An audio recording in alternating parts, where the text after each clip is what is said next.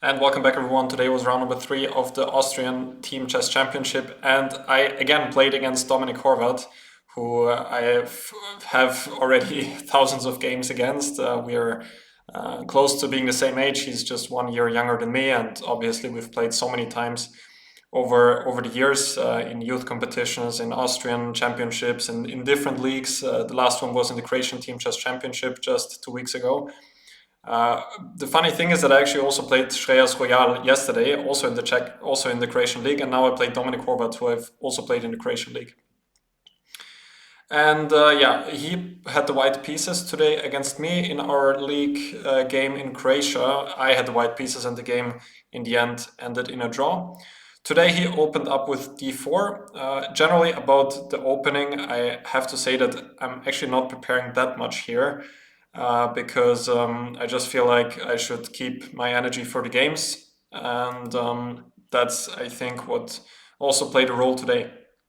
He played the Queen's Gambit, which he's going for quite often now, and I did not really prepare this that much. I had a couple of options in mind which I could go for, but I had the feeling like he would actually not go for d4 against me, because we also played this World Cup qualifying match, and there he lost against me with one c4.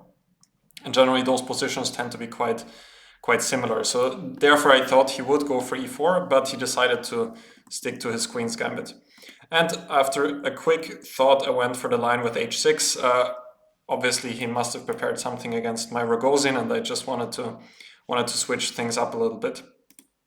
I've had this idea with h6 already for some time. I don't think that I had any games here, but he still blitzed out a3, which I remember that we were talking about this at some point, and he told me that his idea was, I think after bishop e7, white can go g3, and after short castle now, white does have some ideas with g4. Maybe it's immediately or rook g1, which I'm sure he would have went for. I think there was also some other game before, maybe it was by Ganguly, but this idea for white is definitely possible and tends to be quite dangerous for black too. So I was thinking, what is the best way I can now try to use this inclusion of h6 and a3? And the best way I could come up with was c6. The other option I was mostly considering was the move a6.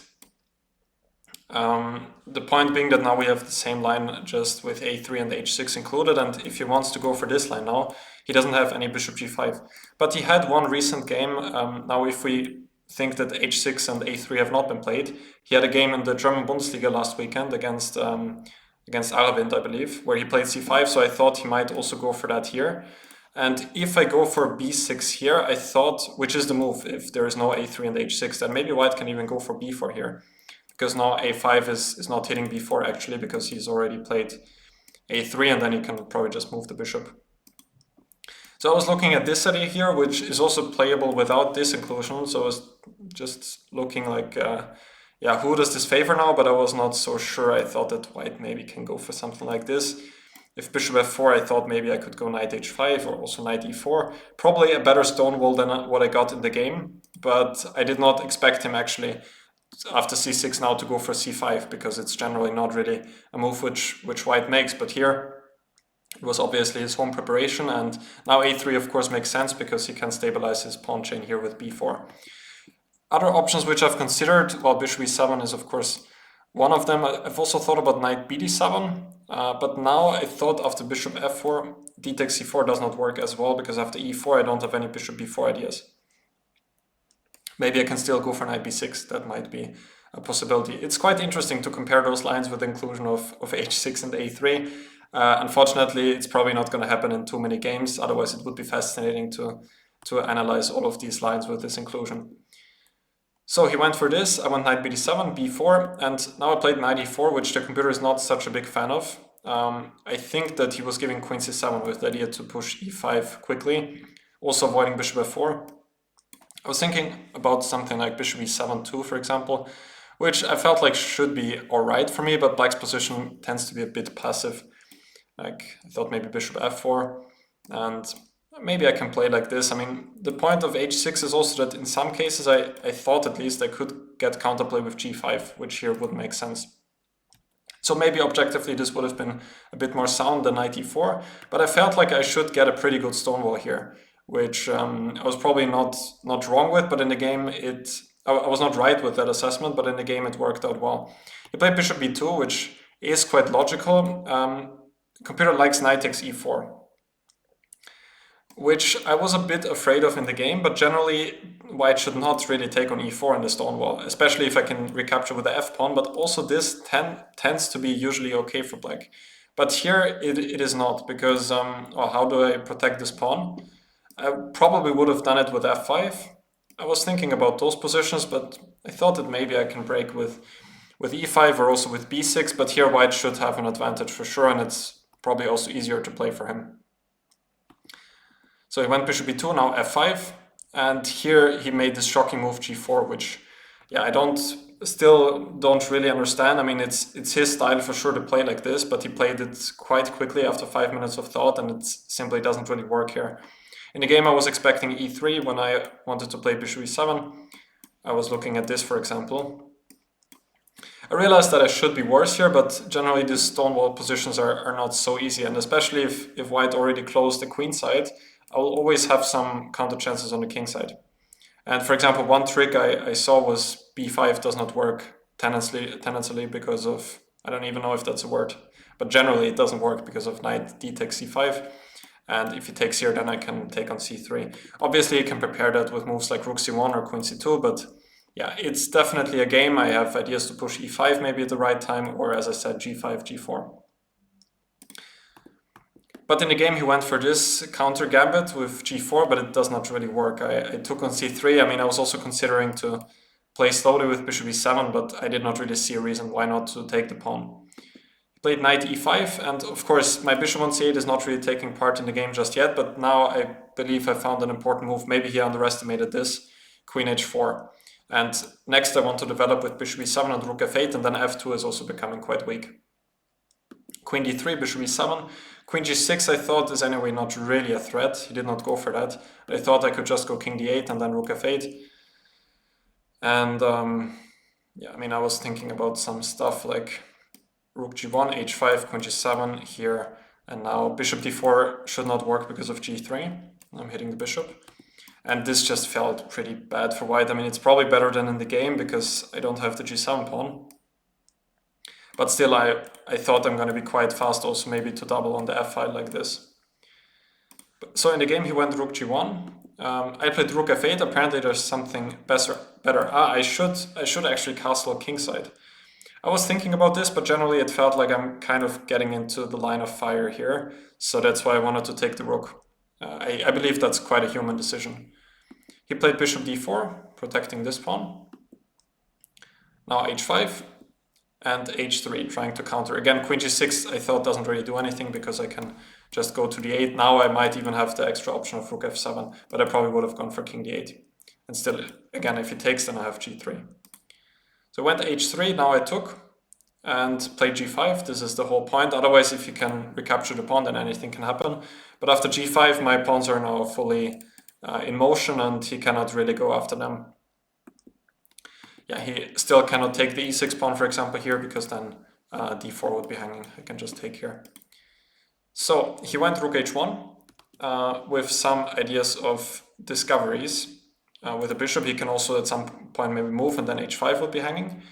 So I actually didn't really see this move coming when I played g5, but I mean, I don't know if you can call it lucky, but I then found the move queen f4, which just steps out of the discoveries, and I'm preparing g4 at the right moment too. He played f3, now bishop d7. Now I just wanted to finish my development, and anyway, he doesn't really have any moves which he can make. He cannot castle queenside, he cannot play e3 because then f3 is hanging. So what does he actually do? In the game he tried a4, maybe to try and prepare b5. Therefore I played a6. Computer is already screaming that g4 works. I tried to make a practical decision here by just playing a6 quickly, since I anyway could not really see what he's doing. Then he ran with the king. I'm curious why g4 here works. I mean, after taking, I saw this idea here generally, that queen g6 doesn't work, because in the end I have this. At least that's what I That's what I thought in general. This double attack motive was there in some lines. Like here I'm not so sure because maybe he has this. Anyway, probably even the endgame now would be quite unpleasant for white, but maybe this is not so bad, yeah. Like he has the bad bishop, but still it looks quite solid. So how does this actually work? Let me quickly check. I can go king c7 here. Rook takes a8. Ah, that's beautiful. I have bishop h4 check, I believe. Yeah, that's the whole point. Bishop h4 check, intermediate check. And now if the king moves here, then I take with a check here, and then I take on g4. That's quite nice. That's quite a nice idea. Okay, so I could have gone g4 immediately. I went for a6, now he ran with the king. I did the same because I felt like it's gonna be way safer on c7. Played rook hb1, and now I played the move g4. I spent quite some time on this move because I was not so sure about what happens now here after taking and rook f1. But apart from that, like I realized that maybe I should play slowly, but I did not realize, or I didn't really see any other way to prepare g4. Computer says bishop e8. I'm just not sure what happens if white takes here. I mean, can something like this work? I was looking at this a little bit, but it seemed a bit too crazy to me. Yeah, that's actually quite strong. So bishop e8 might have been better.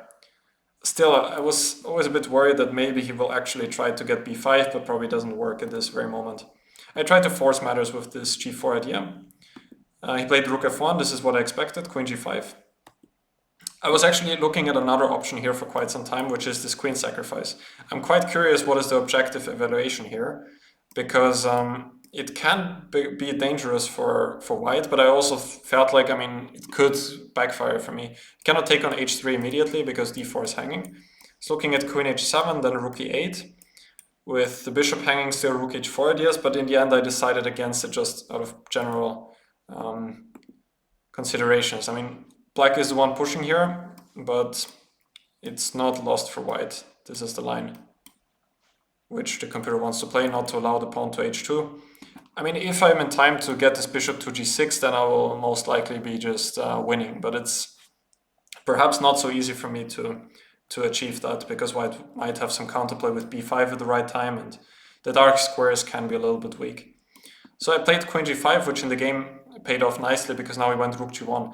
I guess that he should take first and then only go rook g1, which I've realized then too, but it was not so easy to understand that in the game. And also here I have a couple of ways to try and push. I thought like I could, for example, go bishop e8, and after rook g4, like move the queen somewhere, and my bishop might get to g6 at some point, and he has a doubled pawn, so I thought that still he needs to be careful here, but with good defense, then he can probably hold this.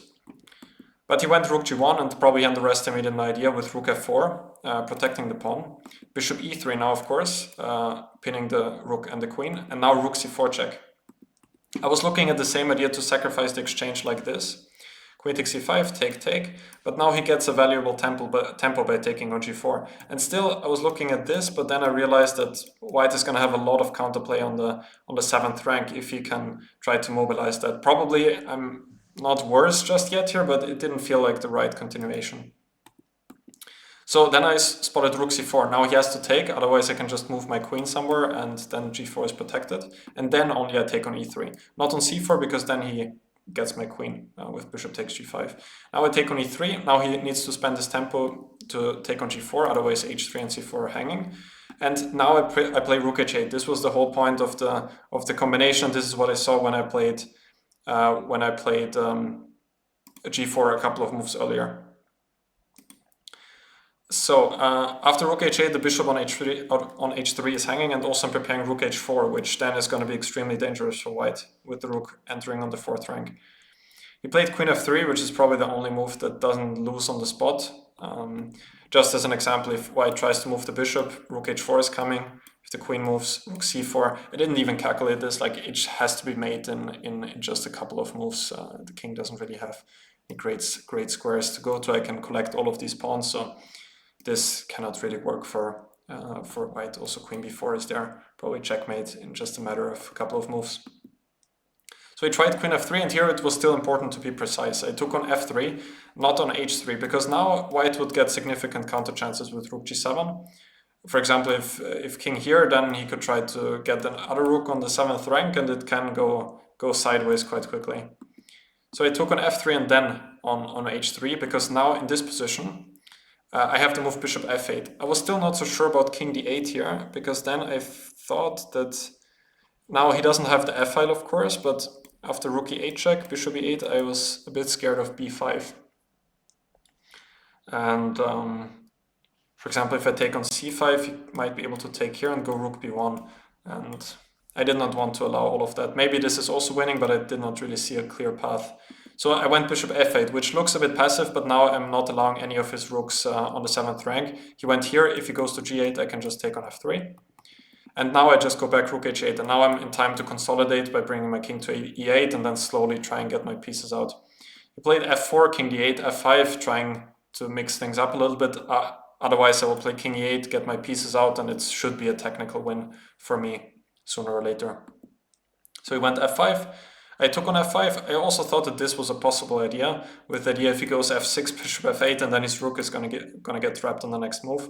But this seemed straightforward enough. I took e6, and now the only important move, bishop c8. Again, looking quite passive, but now I'm going to be able to consolidate. If I take here rook b7, I thought it's not so clear, because he gets some play. Maybe b5 could be coming. Maybe it's also winning, but there's no point to go there if you have bishop c8. Rook g1, bishop e7. Now I would be ready to take this pawn. Still, I don't want to take it because he could take b7. Rook g6, and now the whole point a5, breaking his structure, and then I'll be taking this pawn on c5. He took, I went rook e8 first. I could have also taken immediately, but yeah, it doesn't really matter. He cannot defend the pawn anyway. Took on f5, bishop takes e5, rook f7, and bishop takes e6, and here he resigned, because if he takes on b7, I will pick up the other rook by playing bishop f5 check. So obviously very good result for me. Winning against Dominik Horvath is never easy. I just realized that this is a little bit messed up with the names. I hope it was not bothering anyone. And yeah, also hope that the audio today worked better. I really apologize for yesterday's accident. I mean, that was horrible. Shout out to all of the guys that still watch the analysis. I hope today it's somehow a little bit better. Unfortunately, I did not bring any other microphones. I'm going to make sure to do that in the near future for some other tournaments. Anyway, thank you guys for watching. I hope you enjoyed today's analysis.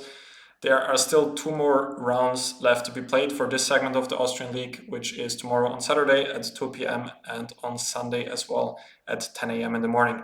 So thank you guys, and I will see you guys soon.